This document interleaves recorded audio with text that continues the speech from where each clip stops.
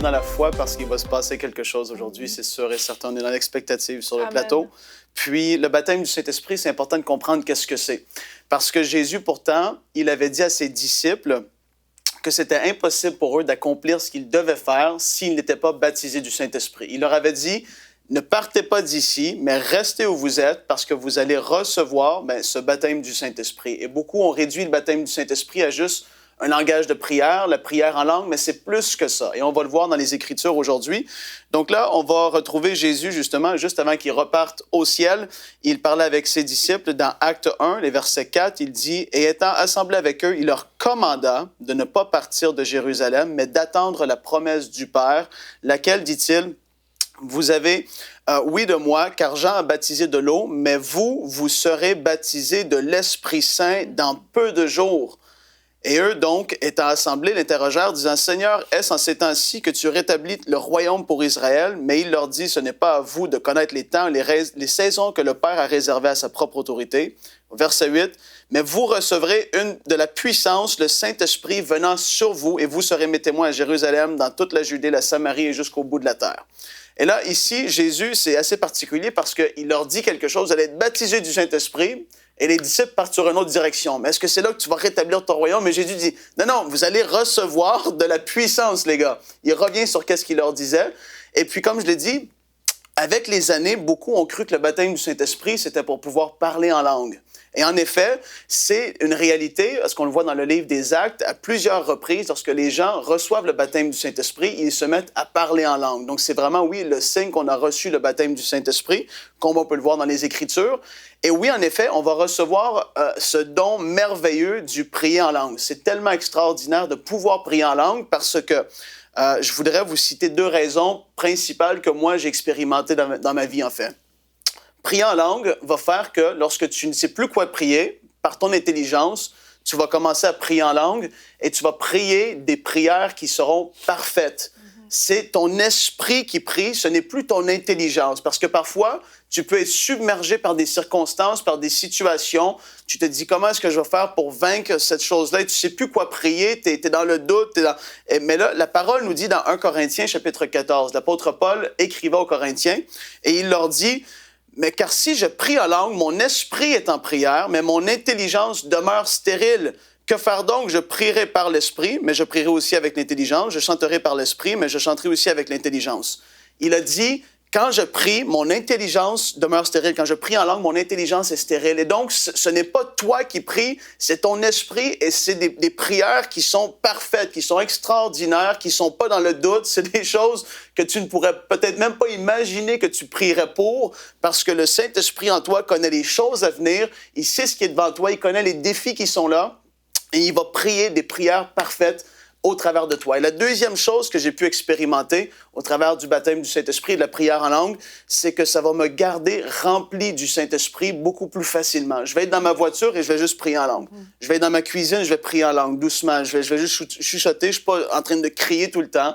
C'est un langage de prière surnaturel qui est là et ça fait que tu te gardes rempli du Saint-Esprit. Et ça, c'est tellement merveilleux. Ça, c'est les bienfaits du prier en langue.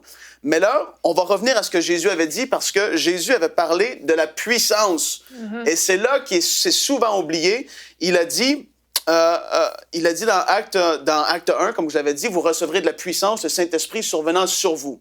Et lorsque tu es baptisé du Saint-Esprit, le Saint-Esprit vient sur toi et c'est littéralement une puissance surnaturelle pour accomplir la mission que tu as à accomplir ici sur cette terre, pour évangéliser avec puissance et efficacité, pour que cette timidité qui était là en toi quitte.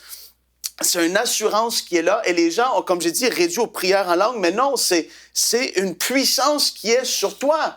Et ça, les gens, lorsque tu ne le connais pas, lorsque tu réalises pas ça, ça te garde inactif parce que tu es toujours là à soupirer après. Je veux de la puissance, je veux ci, je veux ça. Je peux pas y aller, moi, c'est l'homme de Dieu qui doit prier pour les malades et c'est tel ou tel. Non, Jésus a dit rien de plus, rien de moins aux disciples. Il leur avait dit, vous allez aller là, attendez la promesse du Père, vous allez recevoir de la puissance. Et on le voit dans Acte chapitre 2. Qu'est-ce qui s'est passé le jour de la Pentecôte? Ils étaient tous ensemble dans le même lieu et tout à coup, il vint du ciel un bruit comme celui d'un vent impétueux. Et au verset 3, des langues semblables à des langues de feu leur apparurent, séparées les unes des autres, se posèrent sur chacun d'eux.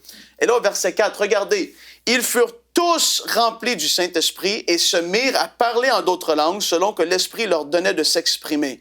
Ils furent tous remplis du Saint-Esprit. Et là, on voit la chose extraordinaire que j'ai souvent mentionnée en parlant du Saint-Esprit, du baptême du Saint-Esprit.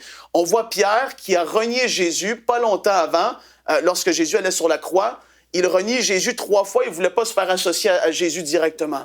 Et là, il reçoit cette puissance d'en haut et tu vois Pierre soudainement sortir après ça. Il a reçu le baptême du Saint-Esprit et il va proclamer à des milliers de personnes, Jésus-Christ, il est le sauveur du monde, c'est lui que vous devez recevoir dans votre vie. Il y a une assurance qui est là. C'est plus de timidité, c'est plus de...